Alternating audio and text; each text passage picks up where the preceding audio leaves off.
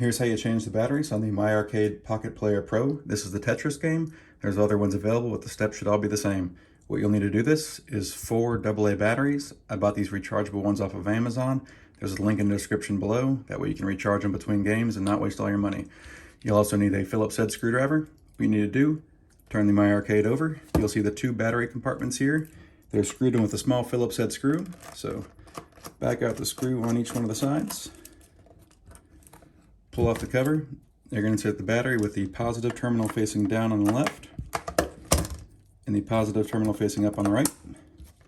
And put the cover back on and screw it back in. Now you repeat the step for the other side. Back out the small set screw.